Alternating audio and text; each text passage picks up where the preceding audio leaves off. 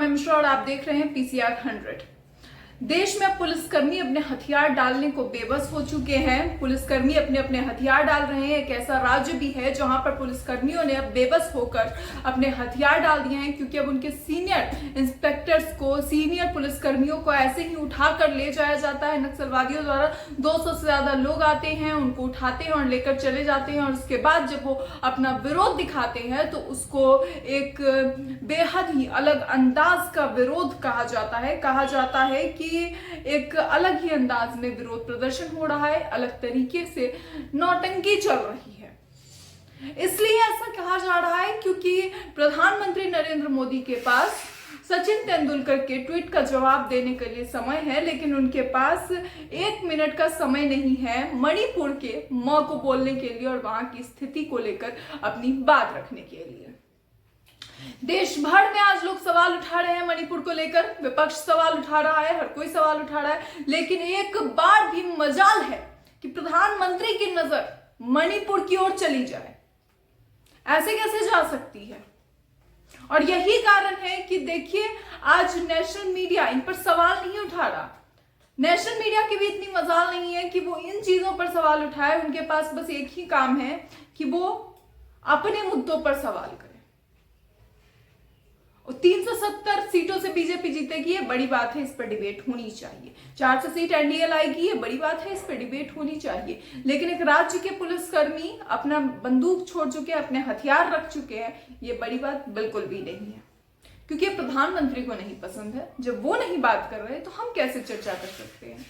अब जर्नलिस्ट ये सोचकर चर्चा करते हैं अपनी चीजों पर कि प्रधानमंत्री किस पे चर्चा करना चाहते हैं।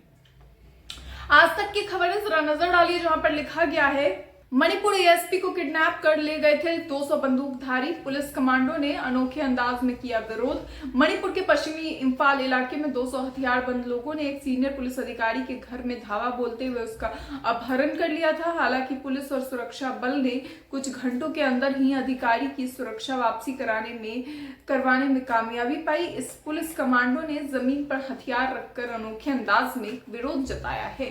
यह अनोखा अंदाज है उनका विरोध जताने का। जरा वीडियो देखिए किस तरीके से पुलिसकर्मी अपने अपने हथियार छोड़ते जा रहे हैं, रखते जा रहे हैं। और अब ये सब विरोध इसलिए हो रहा है क्योंकि उनके पुलिसकर्मी को नक्सलवादियों द्वारा आकर इसी तरीके से उठा लिया जाता है। कुछ लोग किडनैप करके ले जाते हैं बंदूकधारी, और उसके बाद इस पर किसी भी तरह की कोई भी टिप्पणी सरकार द्वारा नहीं की जाती है।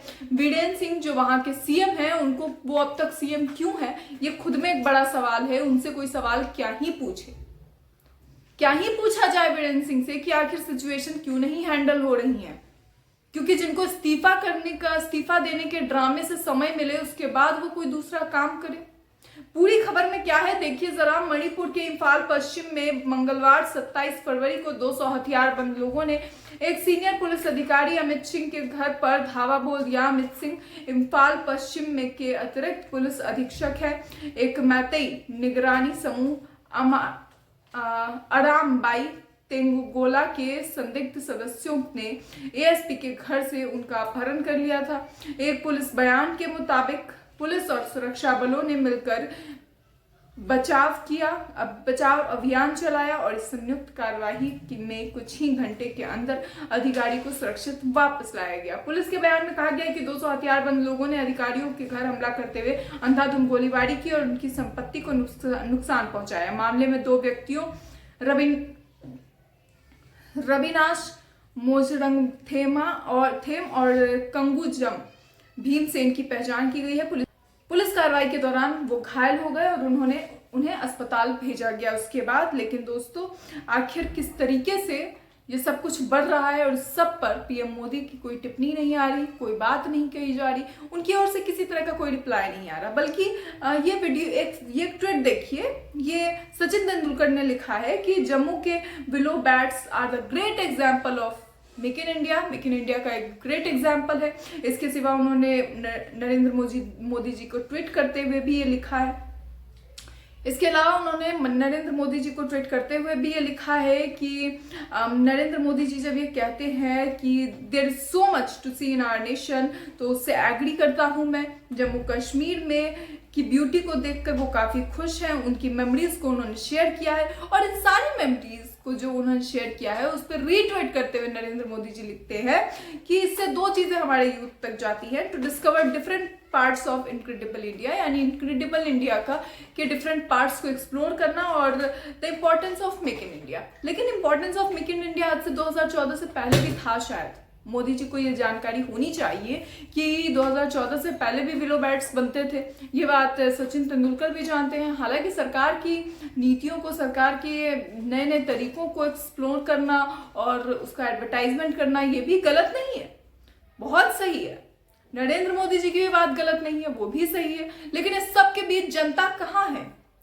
मणिपुर क्यों जल रहा है और क्यों वहां पे पुलिस अधिकारियों को अपने हथियार रखने पड़ रहे हैं? इन सभी अहम सवालों पर भी प्रधानमंत्री को थोड़ा ट्वीट करना चाहिए, सामने आकर कुछ कहना चाहिए। प्रेस कॉन्फ्रेंस तो बहुत दूर की बात है, तो इसलिए उसका जिक्र ही क्यों करना। खैर, इस सब के बीच इसे लेकर आपकी क्या राय है, अपनी राय कमेंट बॉक्स में जरूर बताएं। ऐसी और खबरों के लिए देखते रहिए PCR 100।